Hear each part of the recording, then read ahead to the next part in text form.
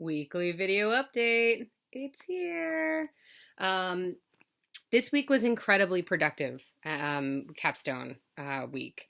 I was finally able to sit down with Renee and map out some of the next logistical steps for this process. And since my comfort zone is always in logistics, being kind of in this ideation place has been kind of uncomfortable. So I'm really excited to be moving into some of the phase two of this process, which is to me narrowing down, continuing to narrow down scope while making some logical next steps. Renee and I met for dinner, and it was nice to be able to talk about some of the whys behind why we want to do this work. So for her, I think her whys were strongly rooted in being able to give back in a meaningful way to a country that she felt like she really benefited from. And for me, my strong whys like that, rooted in wanting to make sure that what I was doing for my capstone is both meaningful, but also to be able to put myself in a creationary space and to really exercise what I've learned through the Marlboro program in collective impact, collective leadership, and empowerment. So I think that we both felt like our whys were well aligned. And so that felt really good. We spent a lot of time talking about white saviorism and not assuming that because we have the means, that we have the answers.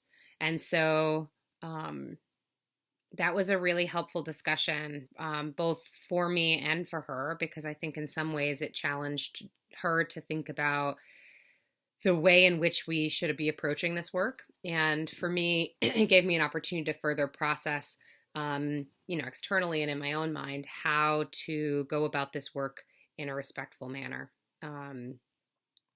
making sure that it's actually wanted by, supported by, and benefits the people of Rwanda. Is this really in line with what they want and need? Renee was really excited to share a journal update that just came out, but I think World Health, around the direction in which abortion care nationally and internationally is headed, and what the whole journal was on medication abortion. Medication abortion makes up 53% of the abortions that are happening in the United States, and it makes up primarily what abortions are happening in legal settings internationally. And so, as we started to dig a little bit on medication abortion, we realized that there's actually not a lot of data out there. So it kind of brought us to some interesting questions. What national trends around medication abortion may exist in Africa as a whole, but specifically in Rwanda? Medications for medication abortion are available over the counter.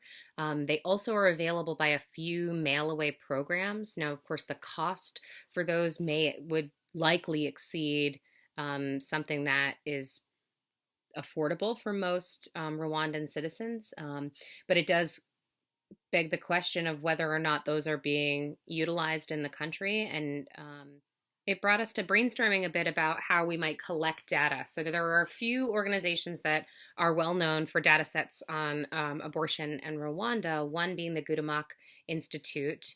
They did a pretty comprehensive study of abortion access in Rwanda, but the data is from between 2012 and 2016. So that is a contact that I may be trying to make in the next couple of weeks to find out if they're working on updated data. And if they're not, is there a role that her and I might be able to play in helping to provide new data sets for them? The second is a contact doc that we met while we were there. His name is Jean Christopher Rasatara, and he is now working based in Baltimore at Johns Hopkins, and is the program officer for the Bill and Melinda Gates Foundation for Population Reproductive Health. So he is another contact that I'll be reaching out to see if he has interest in supporting this work, as well as does he have some of the contacts that we might need to find out some of this information. Our other potential partners, again, are Students for Choice, the Human Development Institute based in Kigali City, IPASS, and Planned Parenthood International, all of which I have feelers out to the contacts in those organizations. So I feel like I'm getting a little closer to defining my question and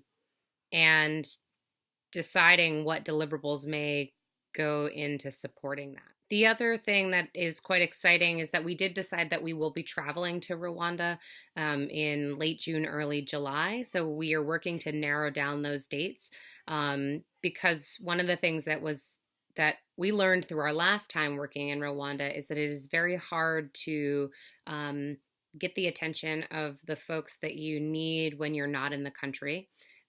So one of the main deliverables and or ways that we might be actually connecting to do this work is to travel and to do that work. We were thinking about what it might look like to get interviews with 3 of the major hospitals. So Mahima in Kigali City, the Clinton Foundation Hospital, and maybe one other remote hospital to ask them to do interviews with docs who have been working with women to find out what the trends are and what they have noticed. Have they seen a decrease in hospital admissions, such? So more to come on that as we get a little closer to defining, but it does feel really exciting to know that we are getting, we're getting close to picking a date. 2, Renee is absolutely invested.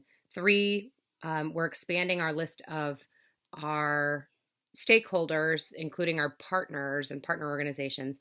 And 4, that we'll have a little better sense of what the final deliverable is, whether it's academic writing, whether it's data collection for another organization, and or is it part of this community conversation, just even defining what the wants and needs are. So I think that's all for this week.